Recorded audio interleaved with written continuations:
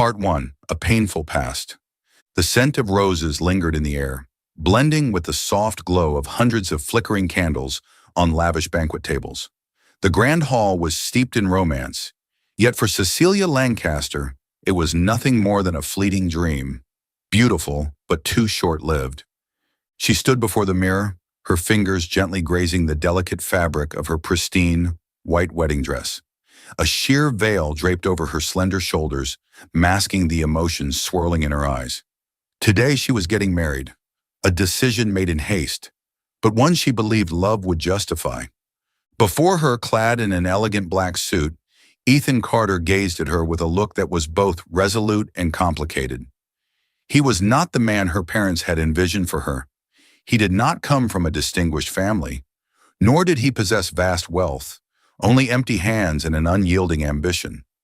But she loved him. She loved his confidence, his determination, and the way he looked at her as if she were his entire world. Her parents vehemently opposed their union. "He's only using you," her mother had said, eyes burning with fury. "What can a man like him, with nothing to his name, possibly offer you besides hardship?" But Cecilia defied them all. She believed in their love. She believed that as long as they had each other, nothing could tear them apart. They got married. The early days of marriage, love or illusion. At first, life was filled with happiness. Cecilia loved waking up in Ethan's arms, loved the way he kissed her forehead, with his eyes still closed each morning. Their small apartment was modest but always echoed with laughter.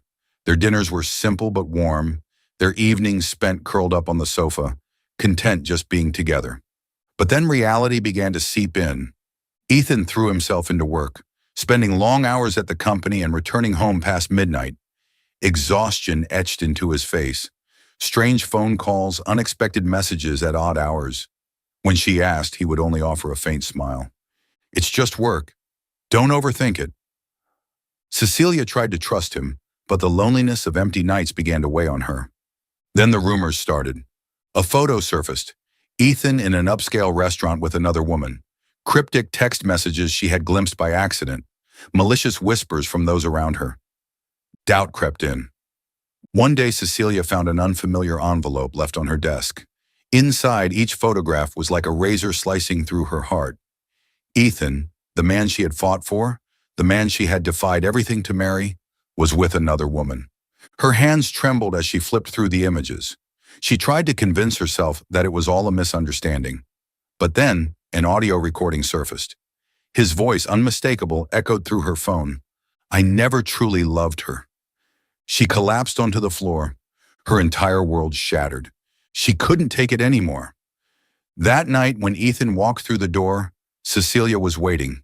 In the dim light of their apartment, her eyes reflected an unbearable agony. "Let's get a divorce." Ethan froze. A silence stretched between them, suffocating and endless. Then he chuckled, but it was the coldest laugh she had ever heard. "Are you sure?" She nodded, swallowing back her tears. He stared at her for a long moment before finally lowering his gaze to the divorce papers on the table. He picked up the pen, his expression unreadable, and signed his name. When he looked at her one last time, his voice was low, almost a whisper. "One day you'll regret this." A warning, a promise. Then he walked away. No explanations, no final glance. He simply left her standing in the dark, her heart shattered beyond repair. After that fateful night, Ethan Carter vanished from Cecilia Lancaster's life as if he had never existed. No messages, no traces, his presence wiped clean. The small apartment where they had once lived remained abandoned, and his startup company disappeared from the list of rising businesses. Cecilia assumed he had left the city, perhaps to start anew somewhere far away. She told herself it no longer mattered, yet deep down, a part of her always wondered, where was he now? Did he ever think of her? In the months following the divorce, she buried herself in work, in lavish parties her mother arranged, in meetings with men deemed suitable by her family's standards. But it was all a meaningless charade. No one could make her feel whole the way Ethan once did. Night after night, she awoke from dreams of him, her hand instinctively reaching for the empty space beside her, only to find nothing but cold emptiness. She despised herself for still holding on to his memory, but no matter how hard she tried, she couldn't erase him. Time passed, and Cecilia finally accepted the truth. Ethan was truly gone. 3 years later, the name Ethan Carter resurfaced in the headlines. But this time, he was no longer an ambitious young entrepreneur. He had become a formidable CEO. The company he had founded, Carter Enterprises, had exploded onto the market, rising to become one of the fastest-growing financial and investment conglomerates. His photographs graced the covers of prestigious magazines. A man clad in an impeccably tailored black suit, his gaze sharp and calculating, exuding an aura of absolute power.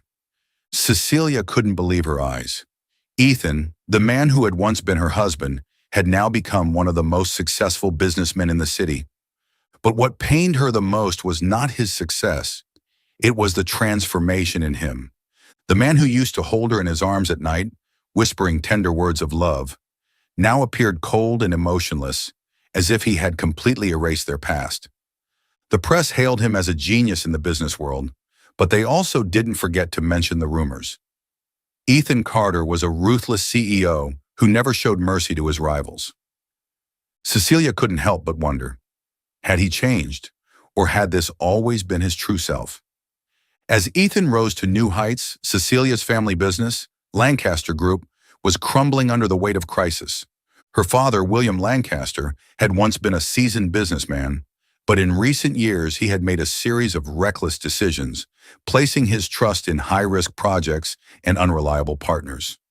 Cecilia had warned him countless times, but his pride was too great to listen. He believed that the Lancaster name would never falter, that their legacy would remain untouchable in the business world. But reality was far crueler. Failed investments piled up. Rumors about the company's financial instability spread like wildfire. Stocks plummeted. Then came the final blow. One of their largest projects, into which her father had poured everything, was abruptly canceled. Lancaster Group stood on the edge of bankruptcy. "This is impossible. Lancaster Group has been around for over 50 years. We can't collapse overnight," Cecilia murmured, staring in disbelief at the glaring red numbers flashing on the stock market board. But the truth was undeniable. Without an immediate massive influx of capital, Lancaster Group would soon cease to exist. Her father, once so proud and invincible, now sat in his office, his hands trembling as he stared blankly at stacks of debt-ridden documents. Cecilia clenched her fists. She could not let her family fall. But who had the power to save Lancaster Group now? She didn't have to think for long. One name surfaced in her mind, the name she had tried to forget for the past 3 years. Yet now it was the only one that could pull her back from the abyss. Ethan Carter. Part 2. An offer she can't refuse. Rain drizzled over the bustling streets of New York City. Neon lights reflected off the slick pavement as luxury cars glided past, leaving streaks of brilliance in the night. The air was crisp, the early winter breeze carrying a damp chill that clung to the glass of the black Bentley where Cecilia Lancaster sat. Her fingers tightened around the door handle, her gaze locked onto the towering skyscraper before her. Carter Enterprises. His name.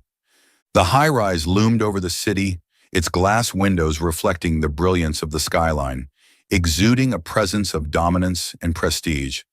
At the top, the bold steel emblem, CE, stood like a declaration to the world. Ethan Carter had conquered this place. Taking a deep breath, Cecilia stepped out of the car. The sharp click of her heels against the cold marble entrance echoed in the vast space. Inside, the grand lobby of Carter Enterprises was a vision of sleek elegance, deep gray and black tones, towering glass walls and chandeliers that cast a crystalline glow. The employees in tailored black suits moved with precision, their hurried steps never faltering. Here, efficiency and speed were paramount. Cecilia approached the reception desk, her voice steady. "I need to see CEO Ethan Carter." The receptionist, a blonde woman in a refined uniform, lifted her gaze, cool blue eyes assessing Cecilia for a brief moment. "Do you have an appointment?" Cecilia clenched her fist. "Tell him Cecilia Lancaster has an offer." The mention of her name caused the receptionist to pause. Her eyes widened, just for a second, before she quickly masked her reaction and picked up the phone. The lobby buzzed with the rhythmic sounds of ringing phones, high heels clicking, and murmured conversations. But Cecilia could only hear the pounding of her own heart. Moments later, the receptionist set the phone down and offered a polished smile. "Mr. Carter will see you, 50th floor." The elevator doors slid open, revealing a vast corridor lined with glass panels that overlooked the city's dazzling skyline. Everything here was the opposite of Lancaster Group. No traces of classic heritage or tradition. Instead, it was modern, ruthless, and efficient. The CEO's office door was slightly ajar, offering her a glimpse of the man she once called her husband. Ethan Carter stood by the floor-to-ceiling windows, hands in his pockets, his imposing frame silhouetted against the city lights. His white dress shirt stretched perfectly over broad shoulders, the black suit jacket casually draped over a leather chair behind him. The office itself was immaculate, mahogany desk polished to a sheen, floor-to-ceiling bookshelves lined with documents and prestigious awards. Power and control radiated from every corner, yet there was a chilling absence of warmth. Then he turned. His cold, piercing gaze landed on her. Cecilia Lancaster. His deep voice was steady, devoid of any emotion, as if her name were nothing more than a faded memory. Cecilia inhaled sharply and stepped inside. "Ethan!" He tilted his head slightly, assessing her. There was no tenderness in his eyes, no remnants of the man who once held her close. Instead, he looked at her like a man who had once been betrayed and had grown too powerful to be hurt again. Slowly, he moved toward his desk, his voice unreadable. "The last time we met, you slid divorce papers across the table without hesitation." He paused, a smirk ghosting over his lips, devoid of warmth. "What brings you here now?" Cecilia's fingers curled into her palm, her heart aching. "I need your help." The air grew unbearably still, the ticking of the wall clock the only sound between them. Ethan leaned against his desk, arms crossed, his gaze unreadable. "Help? What is it this time? Has the mighty Lancaster family finally fallen?" Cecilia bit her lip. He knew. Of course he knew. She had no choice but to lay out the truth. "Lancaster Group is on the verge of bankruptcy," she admitted. "My father made the wrong decisions, and now we need an investor." Ethan let out a dry laugh, pacing toward her, his every step deliberate, like a predator circling its prey. "How ironic." His voice was smooth but sharp. "The woman who left me, who once believed I wasn't good enough, is now standing in my office asking for my help?" Cecilia met his gaze without faltering. "I'm not asking," she said calmly. "This is a business proposition." Ethan stopped right in front of her, his dark eyes unreadable. Then slowly he spoke. "I'll help, but on one condition." The atmosphere tightened. Cecilia's pulse quickened. "What condition?" Ethan's stare was as cold as ice. "Marry me, again." Cecilia stood frozen. "What?" she whispered, certain she had misheard. Ethan's lips curled into a slow, dangerous smirk. "You want to save your family?" he murmured. "Fine, but you'll be my wife again, and this time, I'll be the one in control." A chill ran down her spine. The man standing before her was no longer the man she once loved. Cecilia sat across from Ethan Carter in his penthouse office, a grand space overlooking the city skyline. Between them, a sleek ebony desk reflected the soft glow of modern ceiling lights, but all she could feel was the suffocating chill in the air.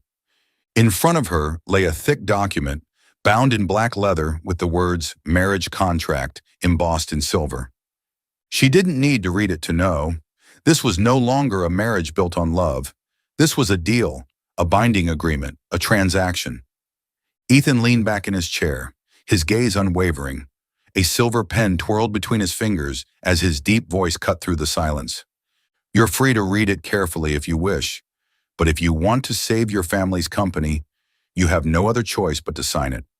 Cecilia inhaled sharply and flipped the pages. Each clause felt like a verdict, sealing her fate.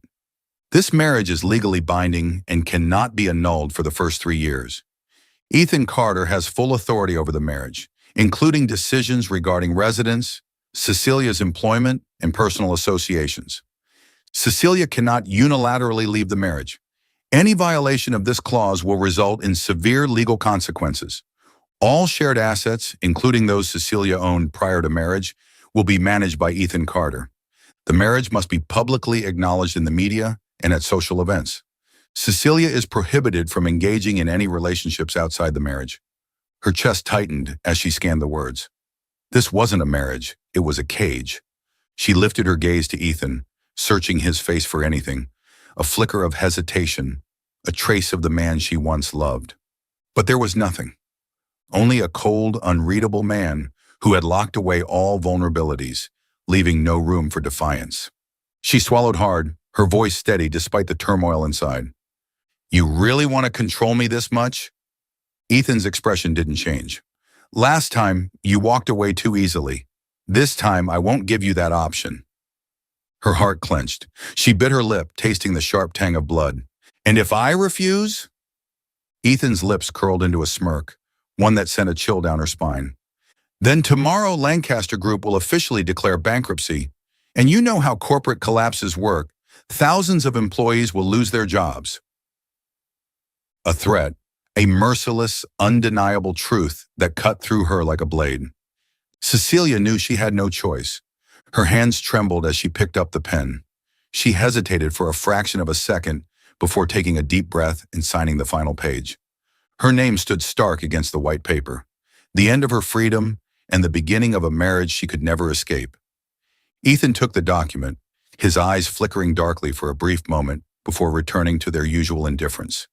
He rose to his feet, adjusting the buttons on his suit jacket, his voice as composed as if they had just concluded a business deal.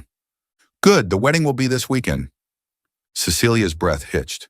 That soon? Ethan raised a brow. Or would you rather I change my mind?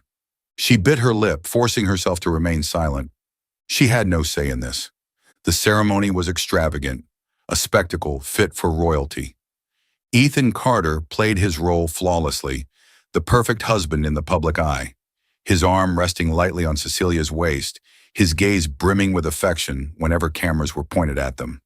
The press dubbed them New York's most powerful couple, their reunion painted as a grand romance straight out of a fairy tale. But only Cecilia knew the truth. It was nothing but a perfect lie. And when the bedroom door shut on their wedding night, the illusion shattered. Ethan stood before the mirror, loosening his tie, his voice detached and cold. You can sleep here or choose another room. I don't care. Cecilia met his gaze through the reflection, her heart cracking. Is this really the marriage you wanted? A double life? Ethan turned to face her, his eyes unreadable. This is the life you chose. Then without another word, he walked past her and left the room. She stood there alone, surrounded by the opulence of a honeymoon suite that felt emptier than ever. On paper, they were husband and wife, but between them, there was nothing but a contract. Yet despite Ethan's relentless coldness, there were moments that unsettled Cecilia. When reporters bombarded her with ruthless questions, he shielded her, cutting through the crowd like a fortress. When she stumbled at a gala, he was the first to catch her, his grip steady and unyielding. When a sleazy businessman made an inappropriate remark toward her, Ethan didn't even need to speak. One look from him, and the man paled, retreating instantly. He didn't hate her. No matter how much he pretended, Ethan Carter still cared. But if he still cared, why was he punishing her? The answer remained elusive. But one thing was certain. This marriage would never be peaceful. Welcome to Soul Stories. Booker. Life can be overwhelming, but here we share heartfelt tales to bring you peace, joy, and inspiration. Your support, every comment, like, and follow means the world to us. It motivates us to create more meaningful and uplifting stories just for you. Did our latest story touch your heart? Leave a yes in the comments if you agree. Subscribe now and be part of a community that spreads love, kindness, and positivity. Let's make every day a little brighter together. Part 3, A Marriage of Expectations. Cecilia Lancaster stood before the towering glass windows of the penthouse bedroom, her gaze drifting over the dazzling cityscape of New York. The streets below were alive with rushing traffic, skyscrapers shimmering under the glow of a million lights. Yet everything felt distant, as if she were watching a world she no longer belonged to. Her world now was a cold, lifeless apartment. The walls were adorned in luxurious, neutral tones. Every piece of furniture was expensive, flawlessly arranged, too perfect, too soulless. Ethan Carter was never here, or perhaps he had never truly been present since the moment they signed their second marriage contract. This was no longer a union of love, it was a transaction, a binding contract that kept her tethered, while Ethan kept her, yet never truly touched her. Every night she slept alone in the vast bed, surrounded by nothing but silence and the cold emptiness beside her. He always came home late. By the time she woke up, he was already gone. She didn't know if it was intentional or not, but deep down she suspected he was avoiding her. And when they did cross paths, he barely acknowledged her. His eyes passed over her as if she were nothing but a fleeting shadow. Yet there were moments, rare, fleeting moments, when she would catch him watching her, his gaze heavy with something painful, unreadable. But the second she turned to meet his eyes, it was gone. Cecilia tried to integrate herself into Ethan's world. She attended the elite social events, standing beside him as the perfect wife. But every time she attempted to close the distance between them, he only pulled further away.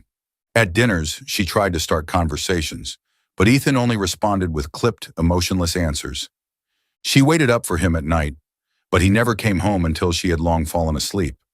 She knew this was his way of punishing her. But for what? Because she had left him before? Or because he still loved her, but hated the fact that he did? That evening, Cecilia wore a deep red silk gown, its elegant fabric accentuating her slender frame, as she attended a prestigious charity gala at one of Manhattan's most exclusive five-star hotels. Crystal chandeliers glittered against the high ceilings, rich velvet drapes adding an air of opulence.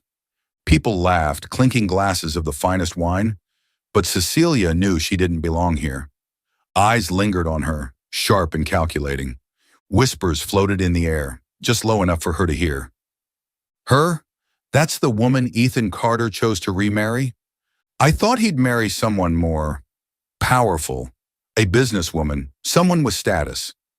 What a shame. I heard they divorced once already. Maybe she's just a temporary distraction. Her throat tightened. Cecilia had never cared for gossip. But why did these words sting so much? She turned, intending to walk away, but was stopped by a woman, the wife of one of Ethan's major investors. A slow, condescending smirk curved the woman's lips. Cecilia, you seem out of place here. The subtle mockery in her tone made Cecilia's grip tighten around her wineglass. She refused to engage, but before she could respond, a cold, commanding voice cut through the air behind her. I don't recall allowing anyone here to speak about my wife. Silence fell over the room. Ethan Carter had arrived. His presence was undeniable, his tailored black suit emphasizing every inch of his powerful frame. His icy gaze swept across the crowd, sending an unmistakable warning. All eyes turned to them. Before Cecilia could react, Ethan's arm wrapped around her waist, pulling her close. It was a possessive gesture, a statement. The same people who had mocked her only moments ago now averted their gazes, suddenly uneasy. If anyone has something to say about Cecilia, Ethan continued, his voice deceptively calm, I would be more than happy to reconsider our business partnerships. No one dared to respond. Cecilia's heart pounded. Ethan was protecting her. The same man who treated her with indifference, who made her feel invisible in their own home, was now defending her, shielding her in front of everyone. But when she turned to search his expression, all she found was a blank, unreadable mask. Was this duty, reputation, or something else? That night, Cecilia couldn't sleep. Her mind was restless, thoughts swirling as she wandered through Ethan's private library, a space she had never dared to enter before. It was there, hidden in a drawer, that she found it, a small wooden box. She hesitated, then slowly lifted the lid, and her heart clenched. Inside lay their old wedding ring, still gleaming under the soft light, untouched by time. Beneath it, a photograph, their first anniversary. She was smiling brightly in a white dress, while Ethan stood behind her, arms wrapped around her, his gaze filled with love. Cecilia bit her lip, swallowing back the emotions that surged within her. If he had truly moved on, why had he kept these? If he no longer loved her, why had he protected her so fiercely? She carefully placed everything back before Ethan returned. But later that night, as she watched him walk past her with those cold, indifferent eyes, she couldn't help but wonder. Was it all just an act? Had he really stopped loving her? Or was he simply hiding something? The charity gala at the Grand Royal Hotel was a spectacle of extravagance, where the city's elite gathered beneath dazzling chandeliers. Laughter, clinking glasses, and murmured conversations filled the opulent hall. Cecilia stood at the bar, her fingers tracing the rim of her wineglass as she stared at the sea of glittering gowns and tailored suits. She was waiting for Ethan. Since stepping back into his world, she had always been beside him, yet never truly with him. He stood with her when necessary, but he was never really there. Then a voice, soft yet sharp, cut through the air beside her. "How fascinating to finally meet you, Cecilia Lancaster." Cecilia turned. A woman approached, too beautiful, too perfect, as if she had been sculpted for this world. Isabelle Laurent. Her golden hair was elegantly swept back, with soft curls cascading down to frame a flawless, delicate face. Her deep red lips curved into a knowing smirk, and her piercing blue eyes locked onto Cecilia's like a predator studying prey. Cecilia recognized the name instantly, the woman rumored to be linked to Ethan. Her heartbeat quickened, but she remained composed. "You know me?" Isabel arched a delicate brow as if the question amused her. "Of course. You are, after all, Ethan's wife, at least on paper." Cecilia's body stiffened. Isabel took a slow sip of wine before letting out a theatrical sigh. "Do you really think this marriage means anything? Do you honestly believe Ethan belongs to you?" Cecilia tightened her grip on her glass, forcing herself to stay calm. "What exactly are you implying?" Isabel's smirk deepened, her eyes glittering with cruel amusement. "Ethan and I have been engaged for years." She leaned in slightly, lowering her voice. "We are the perfect match, and sooner or later, I will be his wife." A sharp, invisible blade cut through Cecilia's chest. Engaged? Ethan had never mentioned that. Her gaze darted across the room, searching for him. And there he was, standing amidst powerful businessmen, his face unreadable. Isabel took another step closer, her voice a velvet whisper laced with poison. "Do you really think Ethan remarried you out of love?" A pause, then a cruel chuckle. "Can't you see? He's punishing you, making you suffer just as he did when you left him." The world seemed to freeze. Cecilia's breath hitched, her chest tightening. She had suspected it before, but hearing it from someone else, from Isabel of all people, made it cut deeper. Seeing the flicker of pain in Cecilia's eyes, Isabel smiled as if savoring a victory. "Your marriage won't last long," she said softly. "Ethan doesn't love you. Everything he's doing, it's just to make you hurt as much as he did." With that, she turned gracefully and disappeared into the crowd, leaving Cecilia frozen in place. The golden glow of the chandeliers suddenly felt blinding. The music, the voices, the laughter, all of it faded into the background. She stood there in the midst of luxury and wealth, but all she felt was cold, empty silence. The next morning, every newspaper and magazine was flooded with blinding headlines. Ethan Carter and Isabelle Laurent, the power couple of high society? Is CEO Carter's legal wife nothing but a shadow? Cecilia Lancaster holding on to a man who doesn't belong to her? And there on the front pages was Ethan and Isabel, standing side by side at the gala, their faces calm, familiar, effortlessly poised, like they had belonged together all along. Cecilia felt her stomach tighten as she read the words. Each sentence, each headline, cut into her like a blade. Was she truly just a pawn in Ethan's game? The lonely nights, the indifferent glances, the clipped responses. Had it all been part of his punishment for her? If he didn't love her, why was he keeping her? She couldn't take it anymore. She had to face him. Cecilia pushed open the office door, stepping inside before anyone could stop her. Ethan stood by the floor-to-ceiling window, his silhouette cast against the golden hues of the setting sun.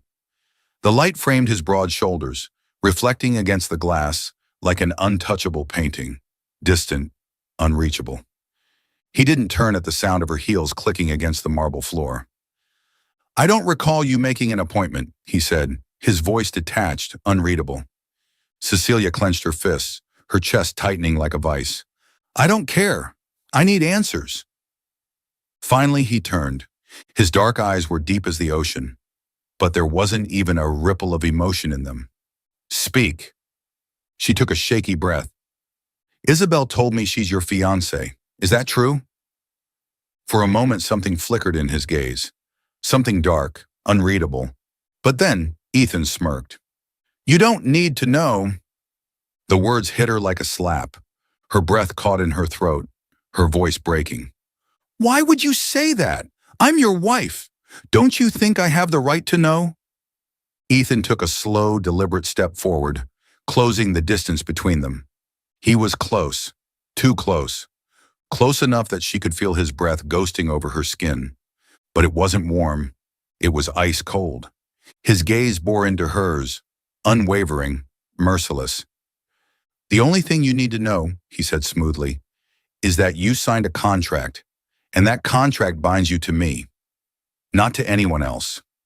Cecilia stared into his eyes, searching, desperate to find even a sliver of the man she had once loved.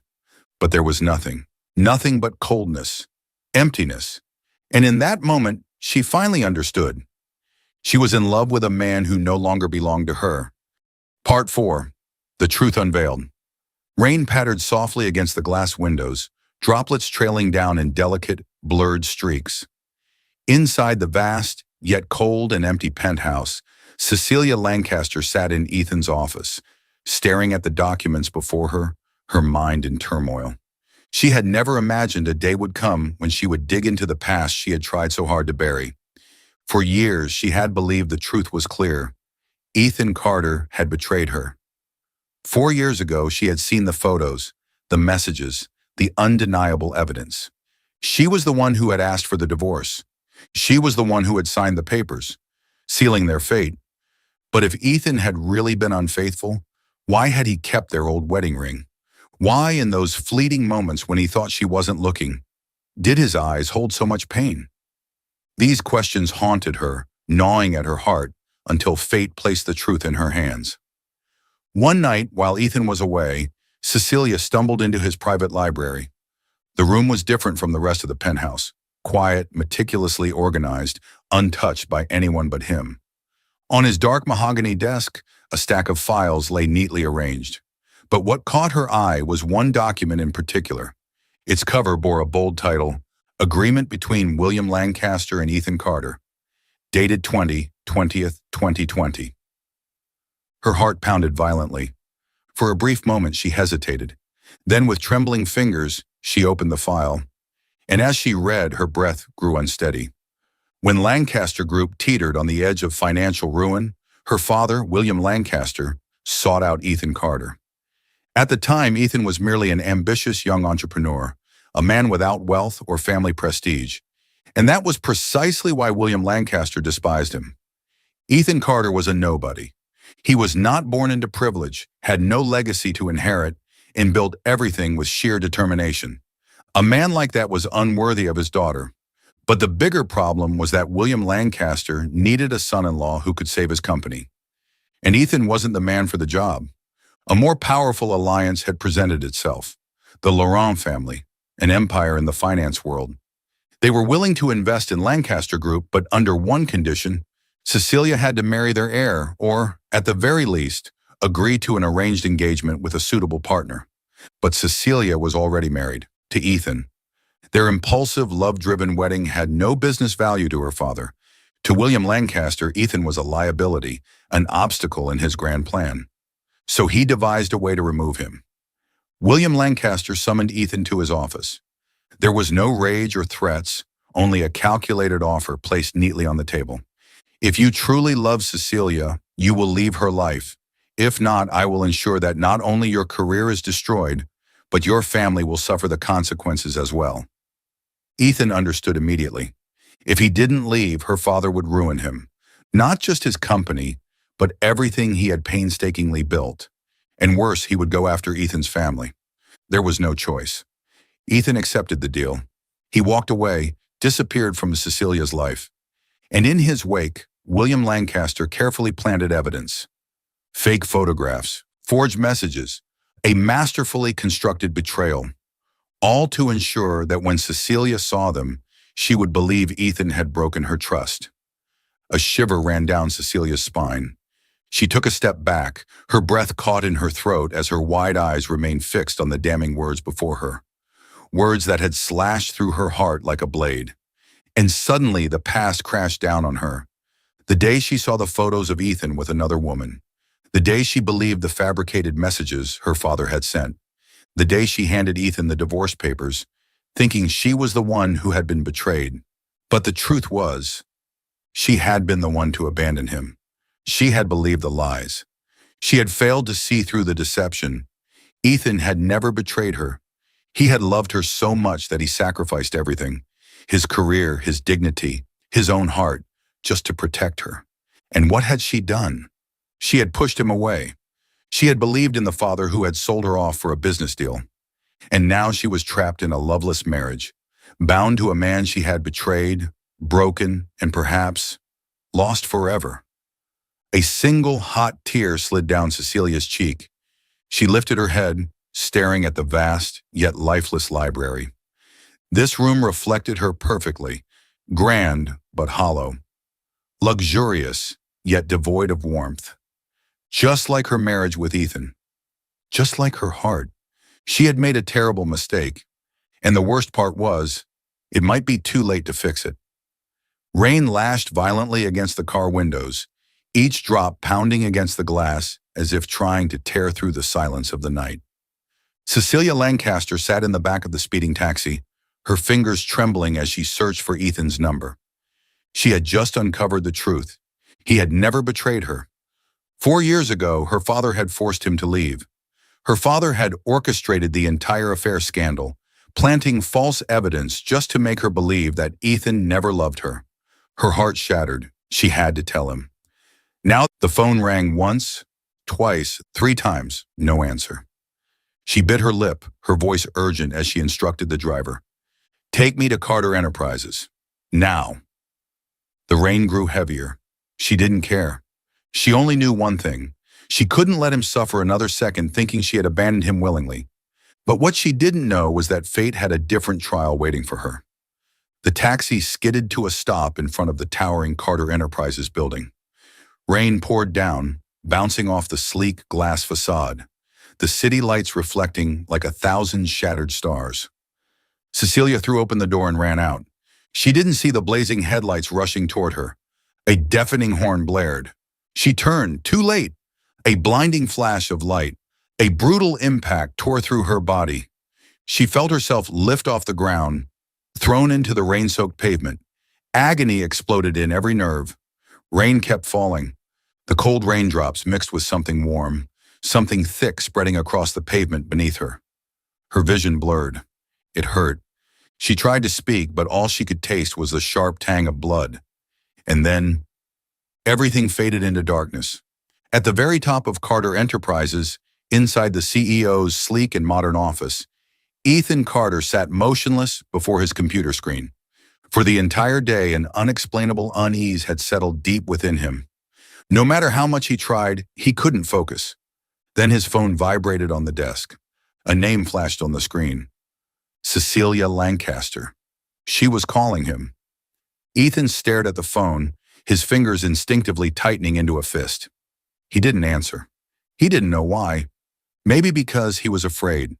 Afraid that if he heard her voice, he wouldn't be able to keep pretending he didn't care. Maybe because he was still angry. Maybe because he didn't know how much longer he could endure this. But 10 minutes later, the door burst open. His secretary rushed in, her face ashen, her voice shaking. "Mr. Carter, your wife, she's been in an accident." The world collapsed around him. A crushing weight clenched his chest. "What?" His voice was dangerously low, hoarse with disbelief. She She was hit by a car right in front of the building. They've taken her to the hospital. At that moment, Ethan Carter forgot everything. The anger, the resentment, his pride. There was only one thought in his mind. He needed to get to her. The hospital room was painfully sterile. White walls, the scent of antiseptic thick in the air. The rhythmic beeping of the heart monitor filled the silence. Yet to Ethan, each sound was like a dagger piercing his chest. Cecilia lay motionless on the bed, her complexion pale as porcelain. White bandages wrapped around her forehead, her delicate hand resting limply against the crisp sheets. Dark bruises marred her fair skin, evidence of the pain she had endured. Ethan sat beside her, his fingers trembling as he reached for her hand. He couldn't lose her. He could endure her hatred. He could endure her silence, but he could not endure a world without her in it. For the first time in his life, Ethan Carter was afraid, terrified. What if she never woke up? The door creaked open, and the doctor entered, holding a medical file. Her condition is stable, but... The doctor hesitated, concern flickering in his eyes. Due to the impact on her head, there's a possibility she may suffer from temporary memory loss. Ethan's head snapped up, his jaw clenched, his eyes dark and unreadable. For a long moment, he said nothing. Then he stood, walking toward the doctor, his voice low but resolute. Whether she remembers me or not, I will protect her for the rest of my life. The doctor looked startled by the quiet intensity in his words. But Ethan, for the first time in years, his icy mask had shattered. There was no indifference left, only pain. The pain of a man who had lost the woman he loved once, and refused to lose her again. He turned back to Cecilia, his gaze gentler than he realized. His hand brushed softly against her cheek, his voice a low, desperate whisper. Cecilia, you have to wake up. I don't care if you remember me or not, but as long as you open your eyes, I will never let you go again. In the depths of unconsciousness, Cecilia heard his voice, a deep, broken voice, a voice filled with pain, raspy, raw, as if he had suffered too much. And then, something warm landed on her hand, a single tear. She felt it, and then, her fingers twitched. Slowly, her eyelashes fluttered. Her vision was blurry at first, the harsh hospital light stinging her eyes. But then, she saw him. The first thing she saw was Ethan Carter, his eyes red-rimmed, dark with emotion, filled with a pain deeper than anything she had ever seen. He looked like a man who had just come back from hell itself, and for the first time in years, he wasn't hiding it anymore. Part 4. A New Happiness. The moment he could no longer run, the rain had finally stopped. Golden streaks of sunlight filtered through the hospital window, illuminating the room with a soft glow.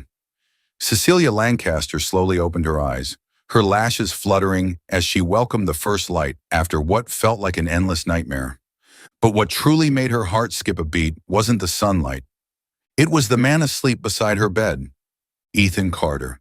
He was still in the same suit from the previous day, his dress shirt crumpled, his tie discarded carelessly to the side.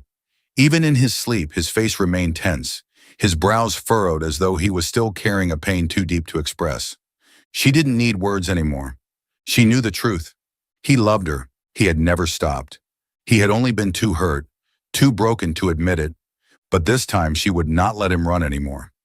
After being discharged from the hospital, Cecilia returned to the penthouse she had once seen as a cold, unwelcoming prison. But this time, she refused to let it stay that way. She didn't force Ethan to admit his feelings. She let their old memories awaken the heart he had locked away. The first step, a familiar scent. On the first day, she went into the kitchen. When Ethan came home from work, the scent of apple pie filled the penthouse. He froze at the entrance of the kitchen. Cecilia turned, a playful smile tugging at her lips. Do you remember? This is the pie I made for your first birthday after we got married. A flicker of shock passed through Ethan's eyes, but he turned away too quickly. I don't remember. His voice was cold, but Cecilia knew. He was lying. One evening, she walked into his library where he always went to read.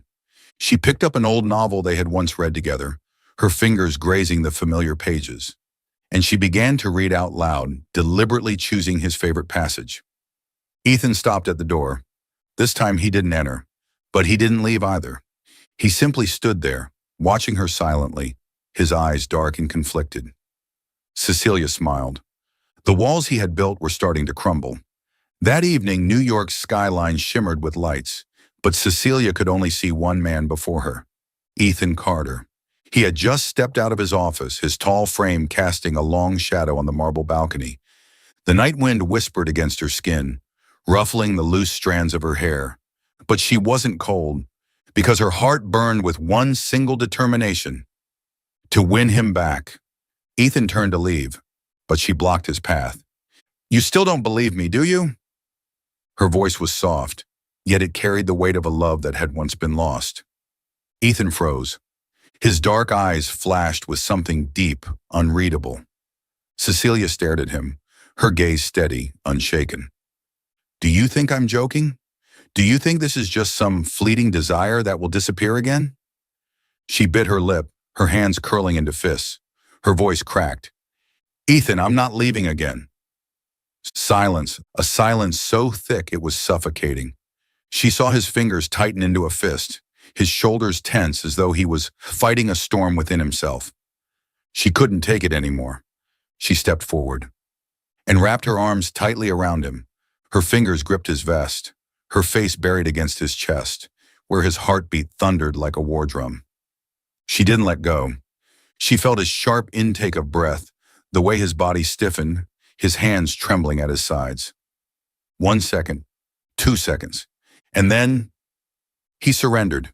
Ethan Carter's grip on Cecilia's waist tightened suddenly, pulling her against him so fiercely she could barely breathe. And then he claimed her lips in a kiss that was raw, demanding, and filled with years of longing. A kiss born from pain. A kiss filled with regret, sleepless nights, and the agony of trying to forget, only to realize he never could. His lips burned against hers, taking, possessing, as if trying to reclaim the 4 years stolen from them. Cecilia was swept away in the whirlwind of emotions. She felt the desperation in the way he held her, the way his fingers dug into her skin, as if afraid she might disappear. She kissed him back, her hands gripping his shirt, anchoring herself to him. Ethan didn't let her go. He was no longer distant, no longer cold. He kissed her like it was the last time, like if he didn't touch her now, he would go mad. His tongue brushed against her lips, sending shivers down her spine, making her dizzy. His fingers tangled in her hair, gripping tightly, as if to remind himself she was real. She was here. She belonged to him. The cold wind from the balcony blew past them, but their bodies burned with uncontrollable fire. 4 years. 4 years of pain, restraint, and longing, all crashing down in this moment. Ethan finally pulled away, but he didn't release her. His forehead rested against hers, his breaths uneven, his eyes dark with emotions he could no longer hide. "You're not allowed to leave me again, Cecilia." His voice was low, hoarse, carrying the weight of all the pain he had tried to bury. Cecilia's eyes fluttered open, her heart pounding as she felt his warmth, his presence. She cupped his face, forcing him to look at her. "I promise." And in that moment, Ethan Carter knew he had lost. Lost to the only woman he had ever loved. Lost to his own heart. He didn't say anything else. He simply wrapped her in his arms again, holding her as if he could merge her into his very soul. Cecilia closed her eyes, resting in his embrace. For the first time in 4 years, she felt at peace. She had found him again, and this time, she would never let him go. The first light of dawn spilled through the sheer curtains, casting a golden glow across the room. The penthouse was no longer cold, no longer empty. In the king-size bed, 2 bodies lay entwined. White silk sheets draped loosely over Ethan Carter's sculpted back, the morning sun highlighting the strong planes of his body. Beside him, Cecilia Lancaster lay nestled in his arms, her soft brown hair spilling across the pillows, her skin glowing against the early sunlight. She stirred slightly, feeling his warmth, his steady breath against her temple. It still felt like a dream. Last night they had truly belonged to each other. No more walls, no more resistance, only 2 hearts beating as one, bound together by a love that had never truly faded. Cecilia smiled, recalling the way Ethan had worshipped her the night before. He had kissed her with years of repressed hunger, touched her as if memorizing every inch of her skin, as if marking her as his once again. His lips had trailed over her body, leaving no part of her untouched, unclaimed. His hands had held her possessively, as if trying to erase the distance that had once separated them. They had come undone together, falling into each other like two souls reunited after lifetimes apart. And even after it was over, he had held her tight, refusing to let her go, as if terrified she would slip away. Now, as the morning sun bathed them in light, the remnants of the night still lingered. Cecilia turned slightly, her gaze soft as she watched the man beside her. Ethan Carter, the man who had once frozen his heart, yet now lay beside her, holding her with all the tenderness in the world. She reached out, gently tracing the familiar contours of his face, his furrowed brows, his dark lashes, the lips that had claimed hers so fiercely. She smiled. Even in sleep, he held her as if afraid she would vanish. "I'm not going anywhere, Ethan," she whispered, pressing her forehead to his, and as if he had heard her, his arms tightened around her. A moment later he stirred, his grip firming around her waist as he pulled her closer. Before she could react, he shifted, rolling her beneath him. His gray eyes, still heavy with sleep, locked onto hers, filled with something raw, something unguarded. "What did you just say?" His voice was gravelly, husky from the remnants of sleep. Cecilia blinked, her palm pressed against his solid chest. "I said I'm not leaving again." Ethan froze, and in his gaze she saw everything. The longing, the pain, the hope. And then he kissed her. Not with the same fiery intensity as the night before, but with something deeper, more profound, as if sealing her promise into his very soul, as if this, she, him, this moment, was all he ever needed. Are you still following the story? Please leave your thoughts on the story. Part 5, A Love That Could Never Be Broken. After breakfast, they sat across from each other in the living room, a familiar document lying on the table between them. The marriage contract, once a binding force, a cage that kept them together for all the wrong reasons. Ethan stared at it for a long time, then lifted his eyes to Cecilia. "We're ending this." His voice was deep, certain, unwavering. Cecilia didn't hesitate. She picked up the pen and signed it one last time. But this time, it wasn't to accept the chains that bound her. It was to end them forever. Ethan took the contract and without a second thought tore it in half. The sound of paper ripping echoed in the quiet room. Final, absolute, yet strangely freeing. Cecilia smiled softly at him, warmth radiating from her gaze. "This time I'm marrying you, not because of a contract, but because I love you." A low chuckle escaped Ethan, his hand tilting her chin up, his eyes blazing with a love he no longer cared to hide. "And this time, I'm keeping you forever." This time, their wedding wasn't about business alliances or forced commitments. This time, it was simply because they wanted it. Cecilia stood in an elegant white gown, her long hair cascading in soft waves, her lips curved in a radiant smile. Ethan stood in front of her, dressed in a tailored black suit, but today his eyes held no distance, no coldness. As the priest read the vows, Ethan didn't wait. He leaned in, his lips brushing against her ear, his voice deep and intimate.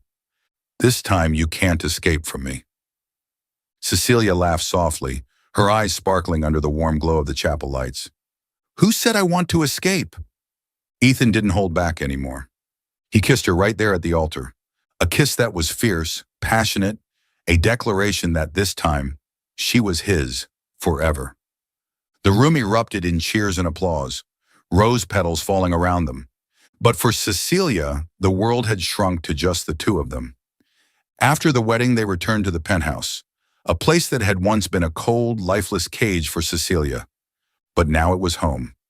Ethan pulled her into his arms, holding her so tightly as if still making sure she was really there. "I love you." This time his words weren't possessive, weren't filled with pain. They were gentle, sincere, everything he had wanted to say all these years. Cecilia smiled against his chest, closing her eyes as she listened to the steady thrum of his heartbeat. I love you too, Ethan. This time, nothing could take them apart.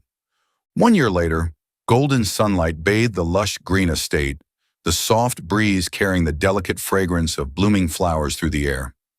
The cold penthouse was now a relic of the past. Ethan and Cecilia had built a new home together, one filled with laughter, warmth, and love. And most importantly, it was now home to two precious souls. Cecilia leaned against Ethan's shoulder, her eyes misty as she gazed down at the twin cribs beside their bed. A boy and a girl, their children, the proof of their love, their journey, their second chance. The baby boy had Ethan's jet black hair and stormy gray eyes, a miniature version of his father, except when he slept. His face held a soft innocence that melted Cecilia's heart. The baby girl had Cecilia's chestnut waves and crystal blue eyes, a tiny angel wrapped in warmth, her father's absolute weakness. Ethan reached down, his fingers lightly brushing against his son's tiny hand. The baby instinctively curled his fingers around Ethan's, gripping onto him in an unconscious promise. Ethan's chest tightened. He had never known he could love anyone this much. Cecilia watched, a gentle smile playing on her lips. The man who had once pushed her away, who had been afraid to love, now looked at his son as if he was afraid to even breathe too hard, afraid to break something so precious. She placed her hand over his, squeezing gently. You did it, Ethan. He turned to her, his gray eyes unreadable. She smiled, her gaze filled with nothing but admiration and love. You learned how to love again, and now you have a real family. Ethan didn't respond. Instead, he leaned down and pressed a lingering kiss to her forehead, a kiss that held gratitude, emotion, and a silent promise. That night, with both their children fast asleep, Ethan pulled Cecilia into bed, wrapping her securely in his arms. His fingers traced gentle patterns against her back, his lips brushing against her temple. I never thought I would have this, he murmured, his voice a quiet confession in the dark. 5 years ago, I thought I had lost you forever, but you came back. You fought for me. Cecilia held him tighter, her voice soft but resolute. It wasn't just me, Ethan. We fought for each other, and you never gave up either. Ethan took a deep breath, his chest rising and falling against hers. This past year had taught him so much. That love wasn't perfect, but it could heal even the deepest wounds. That forgiveness wasn't for others but for yourself. That a family wasn't given, it was built through trust and love. He looked down at the woman who had changed everything for him, the woman who had brought him back to life. And then he kissed her. Not because of possession, not because of pain, but simply because he loved her. When the sun rose, it no longer shone upon a lonely, cold penthouse.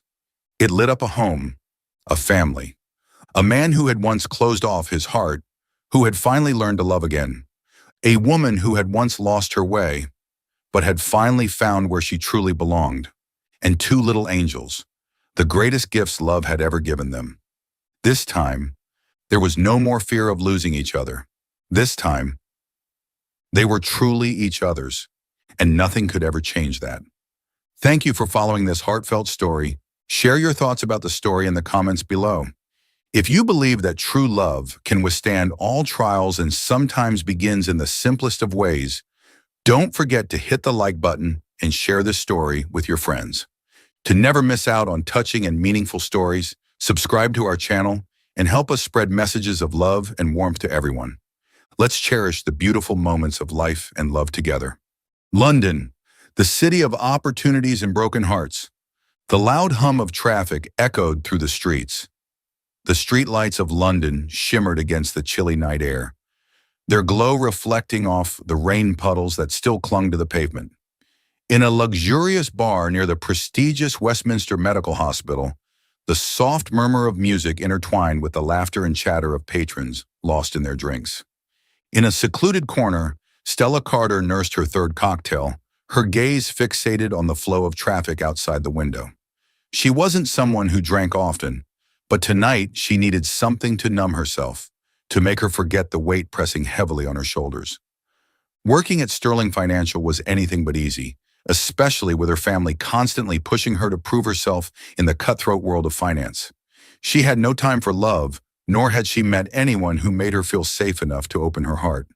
But tonight, she wasn't here because of work or her family.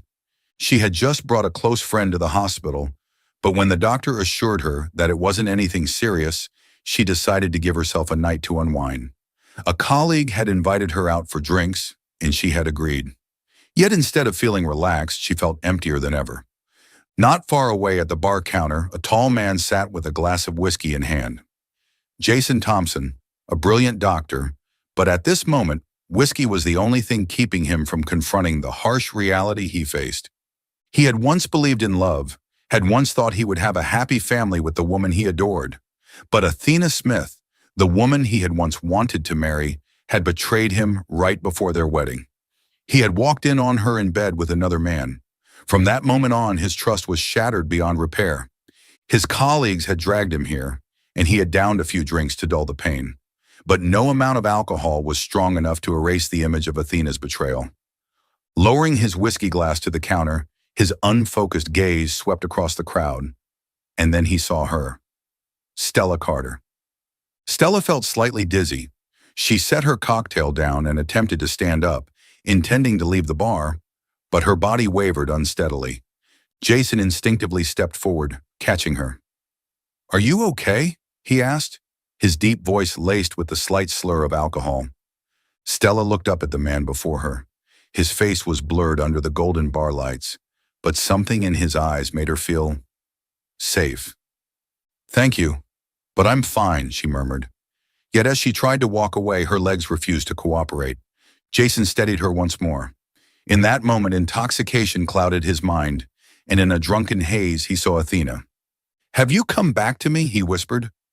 Stella didn't understand why her heart pounded at his words. She didn't know who this man was, but perhaps because of the alcohol, she didn't care. "Who are you?" she asked softly. Instead of answering, Jason suddenly pulled her into a tight embrace. Every ounce of reason in Stella seemed to vanish. She could have pushed him away, could have said no, but she didn't. She was tired of living rationally. For the first time in her life, she decided to let go of all logic and surrender to the moment. No one could recall who suggested it first, nor did they know why they left the bar together. Jason's apartment was only a few minutes' walk away, and when the door closed behind them, the warmth of alcohol and loneliness drew them even closer. Stella knew what she was doing, but she didn't regret it. For once, she wanted to experience a night of passion, without attachments, without responsibilities. Just once, she wanted to live like a normal person, not as the girl who always had to prove herself. Jason, on the other hand, couldn't remember much of what happened afterward. There was only the familiar sensation, like he was holding Athena in his arms again. But somewhere in that haze, something felt different. That night, there were no promises. No future was set in stone. There were only two lonely souls seeking solace in each other for a fleeting moment. Sunlight streamed through the curtains, illuminating the room still thick with the remnants of the previous night. Stella woke up with a pounding headache. She opened her eyes and froze at the sight of the man lying beside her. Jason stirred awake as well. When he saw Stella, he was stunned. His mind was blank, fragments of memories from the night before flooding back. But the face before him was completely unfamiliar. "What happened?" he asked, his voice hoarse. Stella didn't respond. She only knew one thing. She needed to get out of there immediately. Frantically, she searched for her clothes while Jason struggled to piece together the events of the night. Just as he was about to ask for her name, she had already rushed to the door and disappeared.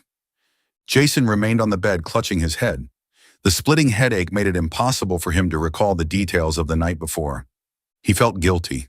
A strange sensation crept into his chest, an unsettling feeling that he had made a terrible mistake. He tried to recall the night's events, but all he found was chaos. Stella, however, was different. She ran as if she were escaping, her heart pounding violently. What had she done?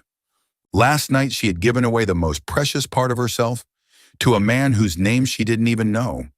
But that wasn't the scariest part. The terrifying part was that, for just a fleeting moment, she had felt happy. Welcome to Soul Stories. Bukal.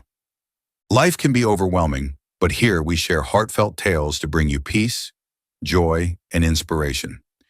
Your support, every comment, like, and follow, means the world to us. It motivates us to create more meaningful and uplifting stories just for you. Subscribe now and be part of a community that spreads love, kindness, and positivity. Let's make every day a little brighter together. 3 weeks had passed since that fateful night. Stella had buried herself in work, trying to forget everything. She didn't want to think about Jason, didn't want to remember that strange feeling she had waking up that morning. But fate had its own way of arranging things. Today, Sterling Financial, the firm where she worked, was hosting a large-scale charity event to raise funds for underprivileged patients. Major hospitals across the city were participating, including Westminster Medical, where Jason worked. She didn't think much as she stepped into the lavish banquet hall where London's top entrepreneurs and doctors had gathered. Stella quickly blended into the crowd, focusing on her task, representing her company in partnership negotiations with various healthcare institutions, until a deep, familiar voice called out from behind her, "I didn't expect to see you here." Stella froze. She recognized that voice instantly, no matter how much she had tried to forget it. Her heart pounded as she slowly turned around. Standing before her was Jason Thompson, still tall, still exuding an air of quiet confidence, but his gaze now carried something else. Scrutiny. She couldn't believe her eyes. What the hell is happening? Jason recognized her immediately. The delicate arch of her brows, those bright yet slightly anxious eyes, and the unmistakable hesitation in her expression upon seeing him. The blurred memory in his mind became clearer. Those eyes, he had seen them that night. She was the girl from that night. Jason didn't know how to react. He only knew that something inside him stirred. Ever since that hazy night, he hadn't actively searched for her, and yet her image had lingered at the back of his mind. And now, seeing Stella right in front of him, he couldn't look away. He couldn't ignore her. Unlike Jason, Stella was panicking. She didn't want to face him. She didn't want to revisit the past. "Sorry, I'm busy." She turned swiftly, heading toward the banquet table where her boss stood. But Jason wasn't going to let her escape so easily. "Wait." He stepped in front of her, blocking her path. His voice wasn't loud, but there was an unshakable force in it that made it impossible for Stella to ignore. "I don't think we have anything to discuss, Dr. Thompson." Jason's brows furrowed slightly.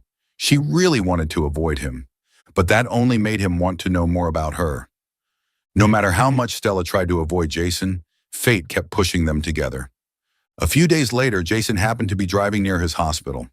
Stopping at a red light, his gaze unintentionally landed on a familiar figure, Stella Carter stepping out of an obstetrics clinic. Jason immediately sensed that something was off. What is she doing there? He watched closely. Stella didn't notice him. She stood in front of the clinic, one hand resting lightly on her stomach, her expression conflicted and hesitant. Jason's brows knit together. An idea flashed through his mind. "No way! Is she pregnant?" His breath caught in his throat. His heart started pounding harder, a wave of confusion washing over him. No, it could just be a routine checkup. But why did she look so anxious? He continued watching as Stella walked toward the parking lot, her hand unconsciously smoothing over her stomach. Jason felt his chest tighten. If his intuition was right, could that child be his? For days, Jason couldn't stop thinking about what he had seen. He tried to approach Stella, but she avoided him at every turn. Once he deliberately visited her company, representing the hospital in a business discussion. But the moment their eyes met in the conference room, Stella immediately looked away. Yet Jason wasn't giving up so easily. One afternoon, he waited at a cafe near her office. When Stella walked in, he immediately approached her table. "What are you hiding from me, Stella?"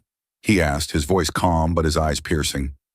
Stella jolted slightly but quickly masked it with an icy demeanor. "I don't know what you're talking about. I have nothing to hide." Jason leaned forward, his hands on the table, his gaze sharp enough to make her feel breathless. "I saw you at the obstetrics clinic. You're pregnant, aren't you?" Stella's heart skipped a beat. She clenched her fists under the table, trying to hide her panic. Were you following me? She deflected. Jason let out a soft, humorless chuckle. I don't need to follow you. I just happened to see you. But I want an answer, Stella. Stella felt like a storm was crashing down on her. She had tried to run from the truth, had drawn clear boundaries between her and Jason. But now her secret was exposed. Taking a deep breath, she looked directly into his eyes. Yes, I'm pregnant. A dizzying sensation swept over Jason. His entire world seemed to stop for a moment. The child is mine, isn't it? Silence. For a few seconds, Stella didn't answer. Then in a quiet but firm voice, she said, Yes, but you don't have to take responsibility. Jason stared at her, a storm of emotions raging in his eyes. This couldn't just end like this. He didn't know what lay ahead for them, but one thing was certain. He wasn't going to let her face this alone. Ever since Jason found out about Stella's pregnancy, he couldn't take his eyes off her. No matter how hard Stella tried to avoid him, he kept finding ways to be present in her life. Not out of obligation, but because he genuinely cared. He showed up at her company, using the hospital's partnership with Sterling Financial as an excuse to see her. But each time, Stella remained distant and indifferent, refusing to engage with him. He waited outside her house, unwavering, whether in the biting cold or pouring rain. She could ignore his calls, refuse to open the door, but Jason wouldn't give up. He even reached out to Stella's mother, hoping she would convince Stella to stop pushing him away. But Stella stubbornly kept her distance. I don't need you to take responsibility, Jason. I can take care of myself. Taking care of you and our baby isn't about responsibility. It's what I want to do. I don't want a man staying by my side just because of a child. Jason's gaze darkened. Then can you honestly say you feel nothing for me? Stella fell silent. She didn't answer. And that silence gave Jason hope. Because deep down he knew, somewhere in her heart, there was still a place for him.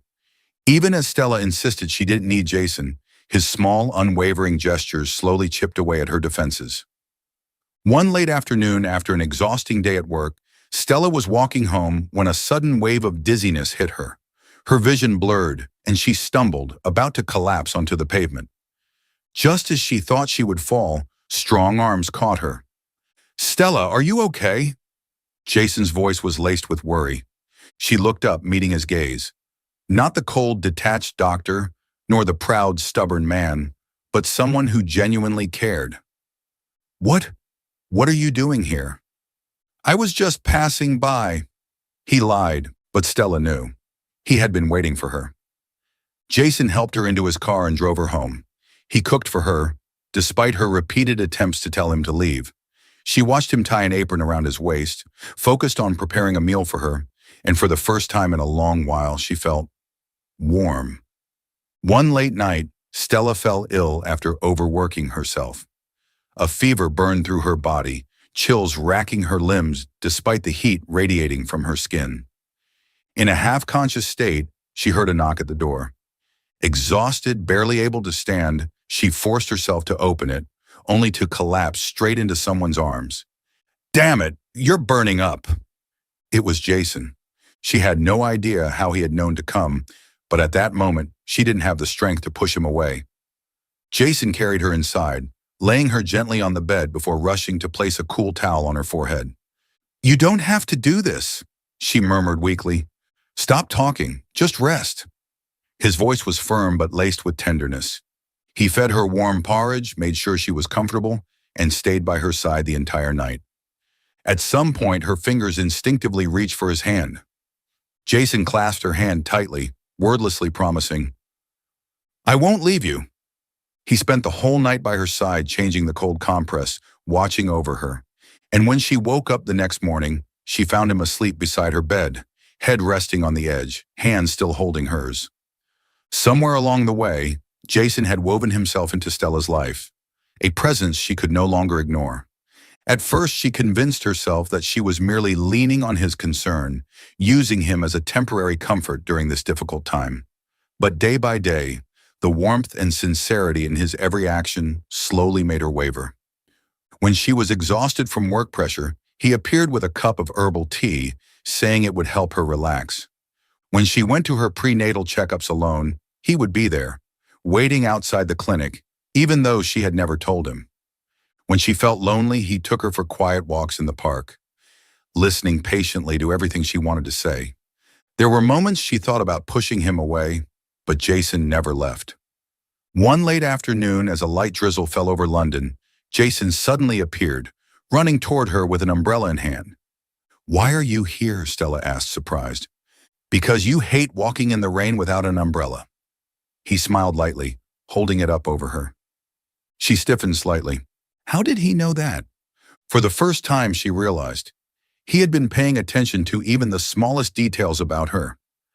They continued walking under the soft rain, saying nothing, but Stella's heart pounded in her chest. She was growing accustomed to Jason's presence, to the way he noticed the little things, to the quiet concern in his gestures. And though she didn't want to admit it, she knew that something inside her had changed. Gradually, he became a part of her life. From someone she once tried to avoid, Jason had become a constant in her everyday moments. They went to her ultrasound appointment together, and for the first time, Stella felt true joy when she heard their baby's heartbeat. Jason froze, his hand unconsciously tightening around hers. They walked through the park together, saying little, just enjoying the simple peace of each other's company. On the nights she couldn't sleep, he stayed beside her, telling random stories until she felt safe enough to drift off. Bit by bit, Jason became a part of her world. The burdens, the worries, they no longer felt as suffocating. And for the first time, hope began to bloom inside her. Hope for a family, for a home. But just as Stella started to believe that maybe, just maybe, she could trust Jason, the nightmare returned. Athena came back. Part 5. Athena returns. The nightmare resurfaces. Athena had always believed that no one could ever replace her in Jason's heart. He had once loved her madly, willing to do anything for her.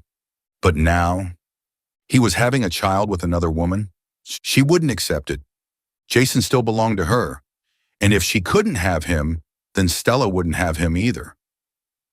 Athena didn't return to Jason's life just to cause trouble. She came back to take back what was rightfully hers. But she didn't need to act rashly. She knew women too well. All it would take was a seed of doubt, a single crack, and Stella would walk away on her own. Athena made her move at a charity gala, where both Jason and Stella were in attendance. Just as Jason turned around, Athena wrapped her arms around him from behind, her voice dripping with saccharine sweetness. "Jason, it's been so long. Did you miss me?" Jason immediately pulled away, his gaze turning icy cold. "Athena, don't do this!" But it was too late. Stella had seen everything. From a distance, her heart clenched. She reminded herself Jason didn't love Athena anymore. But then why was she acting like that? And why didn't Jason push her away more forcefully? The next few days, Stella's phone was flooded with anonymous messages. Photo: Jason and Athena holding hands at a romantic dinner. Photo: Jason kissing Athena's forehead, his eyes soft and full of something deep. Message: Jason, I know you still love me. She's just a replacement. Message: you don't have to take responsibility for her. Come back to me. We belong together. Stella felt her entire world shatter. She wanted to believe Jason. But what if the photos were real? What if, in Jason's heart, she was nothing more than a substitute? Since when had she become so afraid of losing him? From that day on, Stella started avoiding Jason. She stopped responding to his messages immediately. Her embraces no longer felt natural. Jason noticed right away. "Stella, what's wrong?" He caught her hand, concern deep in his eyes. "Nothing." She smiled, but it was so painfully fake that even she felt her chest tighten. Jason wasn't a fool. He knew something was eating away at her, but she refused to tell him. And that was all Athena needed. A single crack in trust was enough to bring love crashing down. Late at night, Jason sat alone in his luxurious apartment, the warm glow of the lights casting long shadows against the cold walls. Today, he had spent the entire day thinking about Stella, about the way she avoided him, the worry flickering in her eyes whenever he spoke about their future. He loved her, but she still didn't fully trust him. Suddenly, the doorbell rang. Jason frowned. Who would come at this hour? When he opened the door, he was met with the last person he wanted to see, Athena. She stood there, her golden hair slightly tousled, her eyes shimmering with feigned vulnerability. Jason, her voice was soft, almost trembling. Jason's expression hardened, his voice turning ice cold. What are you doing here? Athena bit her lip as if holding back tears. I just want to talk. Please, just this once. Jason inhaled deeply. He wanted to shut the door in her face, but in the end he stepped aside. Athena sat on the sofa, her eyes discreetly scanning the apartment, as if assessing how much had changed since she left. Jason stood a few feet away, arms crossed, his stance filled with wary impatience. Say whatever you need to say, Athena. I don't have time for this. Athena sighed, giving him a sad, wistful smile. Jason, I know there's nothing between us anymore, but I truly wanted to apologize. She hesitated, then added, Can I have some water? Jason didn't answer, but he turned toward the kitchen.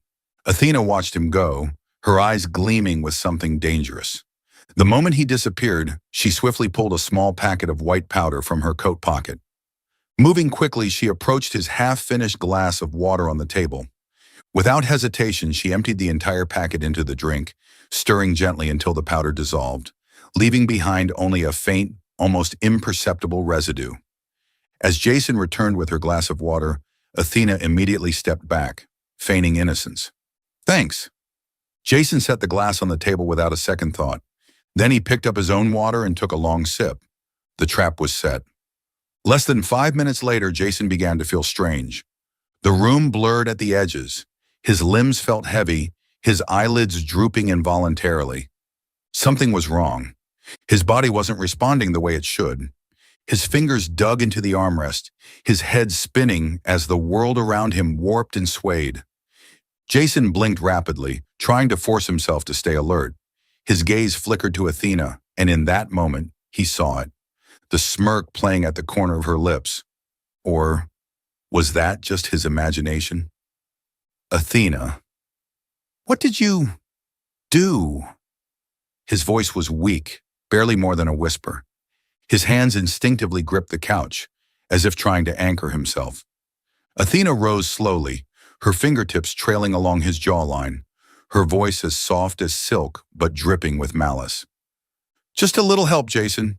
Now, sleep well. Her voice was the last thing he heard before everything faded to black. Jason slumped against the couch, his body limp, completely at her mercy. Athena's lips curled into a victorious smile. Quickly she moved. She unbuttoned Jason's shirt, tousled her own hair, then climbed onto his bed, wrapping herself in the blankets. She carefully staged the perfect scene. She draped her arm across his chest, resting her head against his shoulder, arranging herself as though she had just drifted off after a night of passion. Then she reached for her phone. Dialing a number, she smirked as the call connected. Bring her here. Make sure Stella sees this with her own eyes. With that, she set the phone down, closed her eyes, and waited. The final act of her deception was about to begin. A call came in the middle of the night. If you want to know who Jason really is, go to his place, right now. A cold shiver ran down Stella's spine. Her heart pounded uneasily, but despite the warning bells in her mind, she grabbed her keys and drove there. Images flashed through her thoughts. Jason's gentle eyes, the way he held her hand when she had a fever, the way he touched her belly whenever he talked about their baby. But what if it was all a lie? By the time she pulled up in front of Jason's house, her hands were trembling, her chest tightened painfully. She opened the door, and what she saw shattered her world. Jason lay on the bed, his shirt unbuttoned, his breathing even, as if he had just fallen asleep after a long, passionate night. Beside him, Athena. Her hair was a mess, her bare arm draped across Jason's chest. A satisfied smirk played at her lips. The rumpled sheets, the closeness of their bodies, it all painted an unmistakable picture. Stella froze. The air left her lungs. A sharp, piercing pain stabbed through her chest. She wanted to deny it. She wanted to believe it wasn't real. But the image before her was too clear. Her hands clenched into fists. Her breath came in short, uneven gasps. She wanted to scream. She wanted to break everything. But instead, she turned and ran. A noise jolted Jason awake. His head felt heavy, his body sluggish. But the second he registered what was happening, his blood ran cold. Athena, next to him. But worse, Stella, running away. Jason's entire world tilted. "Stella, it's not what you think!" He leapt out of bed, his body still weak from whatever Athena had done to him. But she was already out the door, already running. Jason chased after her, his heart hammering in his chest. But by the time he reached the street, her car was gone. She was gone, and he was left standing there, helpless. Jason spun around, his gaze dark with fury. "What did you do?" His voice was low, dangerous. Athena simply smirked, satisfaction gleaming in her eyes. "I told you, Jason." She stepped closer, her voice dripping with venom. "If I can't have you, Stella won't have you either." Jason's fists clenched so tight his knuckles turned white. Had he lost her forever? Jason refused to let things end like this. The moment Stella ran from him, he rushed to check his security cameras. His blood ran cold as he watched the footage. Athena slipping something into his drink. Jason drinking it, collapsing minutes later. Athena undressing him just enough, wrapping herself in his sheets and setting the perfect scene. 15 minutes later, Stella arrived. Jason's fists clenched so tight his knuckles turned white. Stella has to know the truth. He grabbed his keys and drove straight to her house. When he arrived, Stella stood at the door, her expression hollow and drained. "I don't want to hear any more excuses, Jason," she murmured, her voice devoid of emotion, as if she had already lost all ability to feel. But Jason wasn't giving up. Without hesitation, he pulled out his phone and played the footage. "I didn't betray you, Stella. Athena set me up. You have to see this." Stella trembled. For a moment, she hesitated, then her eyes locked onto the screen. Athena drugging his drink, Jason falling unconscious, Athena creating the illusion of a scandal. The truth was undeniable. A sharp gasp escaped Stella's lips. Her hand flew to her mouth, eyes wide with pain. She had doubted him. Jason watched her carefully, his voice raw with emotion. "I would never betray you, Stella. Everything I've done has been to protect you and our baby." Her heart ached violently. She had believed the worst of him. She turned away from the screen, her voice barely above a whisper. "Jason, I believe you. But why did you meet her at all?" Jason let out a weak, bitter laugh. "I won't ever make that mistake again. I swear, Stella, I will never lose you again." And slowly, they began to heal. A moment of peace before the storm. Jason and Stella repaired what was broken. They started spending more time together again. He took her for walks in the park. They shared quiet dinners, just the two of them. Today, Jason brought her to the shopping mall, hoping to help her relax, to ease the pain of the past. They stopped in front of a baby store, looking at clothes and toys for their unborn child. Jason placed a gentle hand on Stella's growing belly, his voice filled with warmth. "I can't wait to meet our baby." For the first time in days, Stella smiled. But their nightmare wasn't over. From afar, a pair of furious eyes burned into them. Athena, her nails dug into her palms, her entire body trembling with rage. She couldn't stand this. Jason was hers. Her fury erupted the moment Jason touched Stella's stomach. She wouldn't let this happen. She wouldn't let Stella have this baby. If she couldn't have Jason, then Stella wouldn't get a happy family either. Jason and Stella were walking toward a cafe near the mall's grand staircase when it happened. Suddenly, a hand grabbed Stella's arm and yanked her back. She spun around, stunned. "Athena, let go of me!" Stella struggled, but Athena's grip tightened. Her eyes blazed with madness. "Did you really think you could steal Jason from me? That you could have his child?" Jason turned just in time to see it. His heart stopped. Athena shoved Stella. Everything happened in slow motion. Stella lost her balance. Her foot slipped off the edge of the stairs. Jason screamed. The crowd gasped in horror. Stella tumbled down the stairs. A sharp pain stabbed through her stomach. Blood. Darkness consumed her. Jason fell to his knees beside Stella, his face drained of all color. "Call an ambulance! Now!" he roared, his voice echoing through the chaos. Stella lay still on the cold, hard floor, her once pristine white dress now stained with blood. His hands trembled as he pressed against her belly, trying to stop the bleeding, but all he felt was the chilling sensation of loss. She was losing too much blood, and Jason, a doctor, knew exactly what was happening. They were losing their child. "No, no! Stella, stay with me! Please, don't leave me!" His voice cracked, his desperation raw. Through heavy lids, Stella's tear-filled eyes met his. "Jason, our baby. Save our baby." Then she lost consciousness. The ambulance screeched to a halt, medics rushing in. Jason clutched her hand tightly, his eyes red, his soul drowning in agony. Athena, restrained by security, was handed over to the police, but she didn't struggle. Instead, she smiled, a cruel, victorious smirk.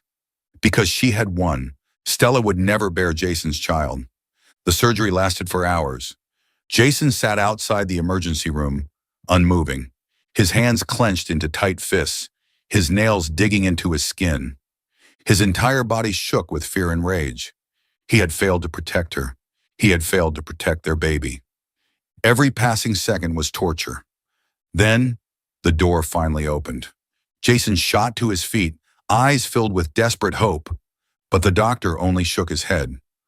"We did everything we could, but she lost the baby." A knife stabbed into Jason's heart. The world around him blurred into nothingness. He couldn't breathe. He couldn't think. They had lost their child. His child.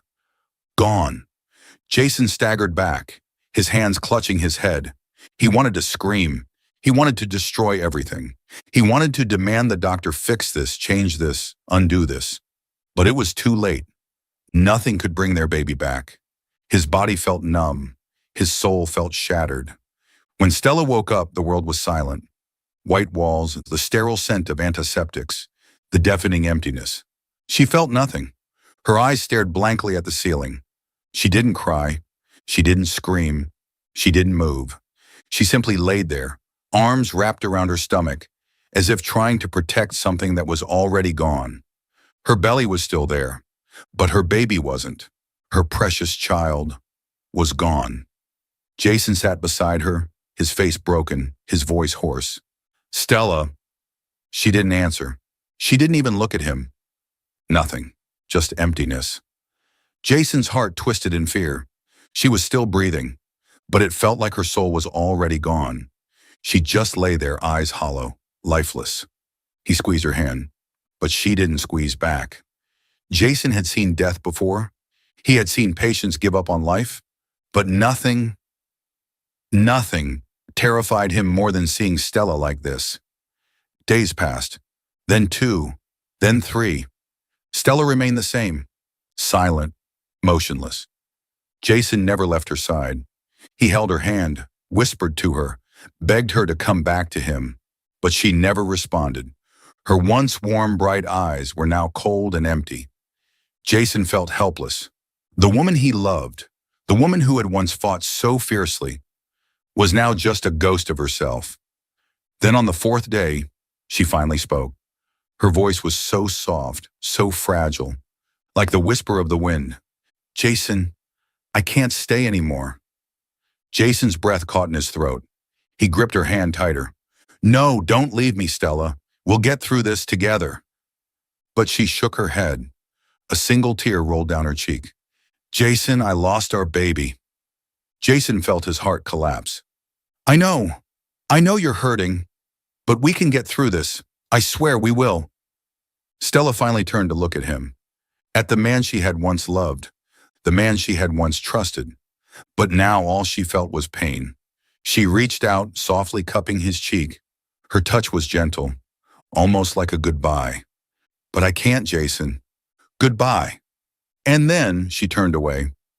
Jason sat there, frozen. His world crashed down around him. He had lost his child, and now he was losing her too. There were no screams, no accusations, no anger, just a broken heart that no longer had the strength to keep fighting. And Jason could do nothing. Nothing except watch the woman he loved walk out of his life. He couldn't run after her. He couldn't stop her. He couldn't fix what had been shattered. All he could do was watch the love of his life disappear. Stella had spent a year rebuilding herself.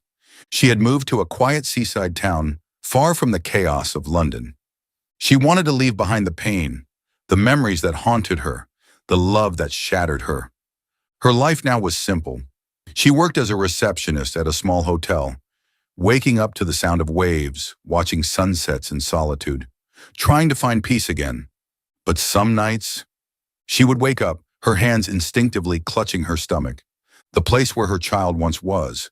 The ache never truly left, and Jason, no matter how far she ran, his shadow never left her thoughts. A year of searching. Jason had spent a year searching for her. He left his hospital, abandoned his prestigious career as a surgeon. He traveled to every place he thought she might be. But she was nowhere, and he never stopped blaming himself. If only he had protected her better. If only he had stopped the nightmare before it happened. He could still see her in his dreams, the way she used to look at him, full of emotions she never voiced. He remembered the way she touched him for the last time, as if she had already chosen to let go. But he couldn't let go. He couldn't forget her. She was everything. And then, he found her. One day, Jason drove into a small coastal town. He was no longer the famous surgeon from London. He wanted to start fresh, to live simply. He walked along a quiet street, and then he saw her, Stella, the woman he had searched for, longed for, dreamed of, for an entire year. She stood behind the hotel reception desk, flipping through some paperwork. The afternoon sunlight bathed her in a golden glow. She looked thinner than before, but still breathtaking. Jason stood frozen in place. Was this real, or was his mind playing another cruel trick on him? Stella. Her body stiffened. That voice, a voice she thought she would never hear again. Slowly, she looked up, and the moment their eyes met, the world stopped. Her breath hitched. Memories rushed back, crashing into her like tidal waves. She didn't know if she should be happy, angry, or heartbroken. She only knew one thing. Jason was standing there. Not a dream, not a ghost. He was real. I've been searching for you for a year. Jason stepped toward her, his eyes filled with longing and fear, as if he was afraid she would disappear again. I've been looking for you for a year. His voice was hoarse, raw with pain, regret, and desperation. Stella's heart pounded, but she forced herself to stay calm. She couldn't let herself fall so easily. She had spent a year trying to move on. She couldn't just collapse back into his arms. Jason, why are you here? Jason's gaze softened, filled with an unbearable intensity. Because I can't live without you. Her heart twisted violently. She turned away, not wanting him to see the emotions flickering in her eyes. A love worth fighting for? Jason didn't beg. He didn't plead for her to take him back. He knew she needed time. But this time, he wouldn't let her go. So he stayed. He took a job as a doctor at a small-town clinic. Not a high-profile surgeon, just a simple man, wanting to be near the woman he loved. And like before, he quietly became a part of her world. He walked with her along the beach. He sat in silence with her at sunset. No pressure, no demands, just patience, just love. One evening, as they walked along the shore, Jason reached for her hand. She didn't pull away. Instead, she held on tighter. Jason turned to her, his eyes full of hope. Will you give me another chance? Stella took a deep breath. She was no longer the same broken woman from a year ago.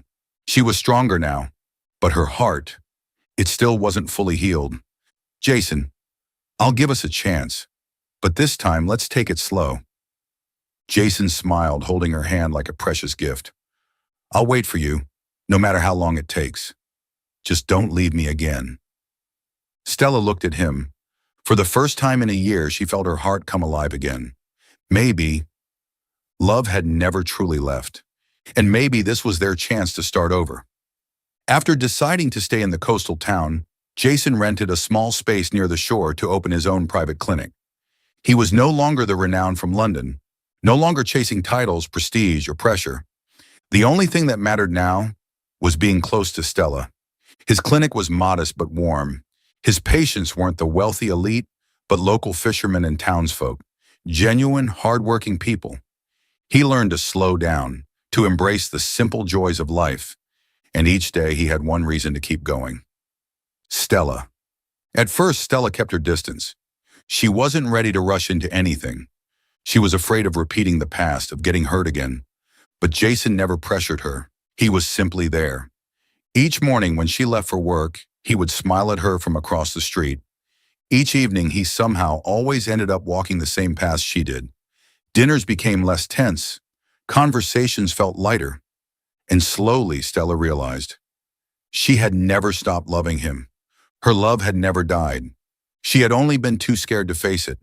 And when she looked into Jason's eyes, she knew. He was still the same man who had loved her unconditionally. This time, she was ready. One evening, as Stella walked along the shore, Jason appeared beside her.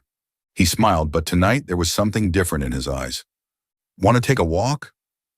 She nodded, unaware of what was about to happen.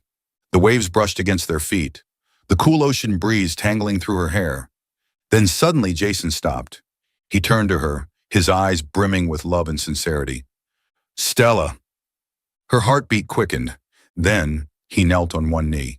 She gasped. Jason pulled out a small velvet box, opening it to reveal a simple but beautiful ring. "I can't promise you a life of luxury. I can't turn back time to erase the pain we've been through. But I can promise you this." His voice wavered slightly, but his gaze was unwavering. "I will love you for the rest of my life. I will protect you, and I will never let you go again." Tears welled up in Stella's eyes. "Will you marry me?" She looked into his eyes, the eyes of a man who had changed his entire life for her. This time she didn't hesitate. She nodded, tears streaming down her face. "Yes, Jason. I will." A radiant smile broke across Jason's face as he slipped the ring onto her finger. Then he pulled her into his arms, holding her close. This wasn't the end of a tragic love story. This was the beginning of something beautiful. They didn't want a grand, lavish wedding. They wanted something simple, something real. So beneath the golden hues of the setting sun, by the sea, they exchanged their vows. Stella wore a soft, flowing white dress. Jason stood before her, unable to take his eyes off the woman he loved more than anything. Before their closest friends and the kind-hearted townspeople who had become their second family, they promised each other, "From today I am yours and you are mine. No more fear, no more loss, only love." As the priest declared them husband and wife, Jason leaned in and kissed the love of his life. This time, there were no misunderstandings, no pain, no heartbreak, only love, complete and eternal. A year later, a miracle. 1 year after their wedding, Stella and Jason welcomed a beautiful baby boy, a child they once thought they had lost forever. But life had given them a second chance. As Stella cradled their son, Jason sat beside her, unable to hold back his tears. He gently took her hand, pressing a soft kiss to her forehead, then to their baby's tiny hands. "Thank you for coming back to me." In their small seaside home, they lived a life of simplicity, but filled with love. Jason was no longer a famous surgeon. Stella was no longer a woman running from her past. They were simply a family. In the end, they found peace after the storm. Love isn't just about the sweet moments. It's about patience, perseverance, and forgiveness. Loss doesn't have to be the end. It can be the beginning of something new. Time teaches us what truly matters. And sometimes the bravest thing we can do is to love again. Because true love always finds its way back. Even after the darkest nights, even after losing everything, if two hearts still beat for each other, there will always be a second chance. Thank you for following this heartfelt story. If you believe that true love can withstand all trials and sometimes begins in the simplest of ways, don't forget to hit the like button and share this story with your friends. To never miss out on touching and meaningful stories, subscribe to our channel and help us spread messages of love and warmth to everyone. Let's cherish the beautiful moments of life and love together.